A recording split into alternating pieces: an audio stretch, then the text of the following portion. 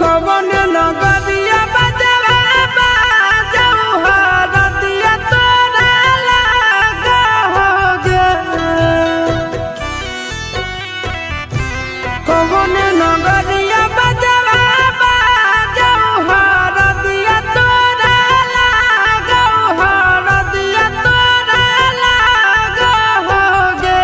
जानूगे सुनी के कर जा हमर फाटो दरदिया कोई नहीं बाटो होगे। जानूगे सुनी के करे जा हमर फाटो दरदिया कोई नहीं बाटो होगे।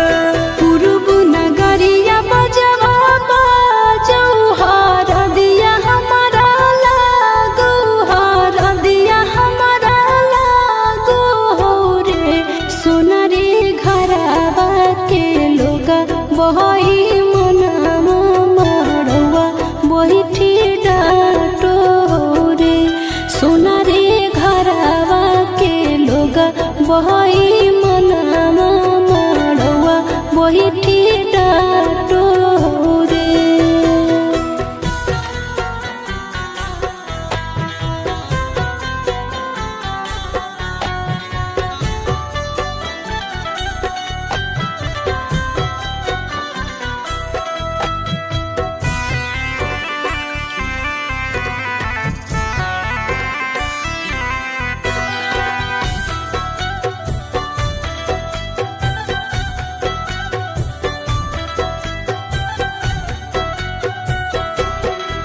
हद जखनी ढराई जैतौ तोर शंखा बनिया हो जैतै खत्म हमर प्यार के कहानिया। बुझे मजबूरी नहीं है हमर कसूर रे। इहे शायद होते भगवान के मंजूर रे।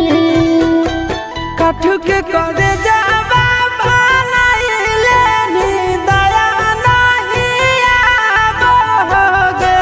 जानूगे सुनी के करे जा हमर फाटो दरदिया कोई नहीं बाटो होगे।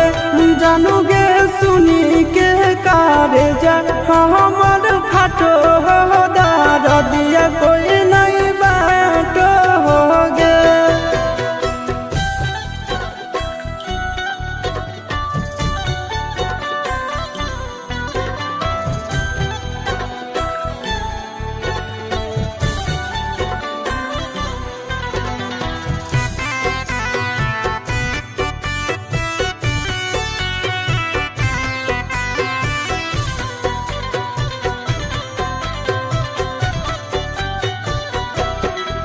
आगे तोरे नाम धड़को है दिल के धड़कनवा।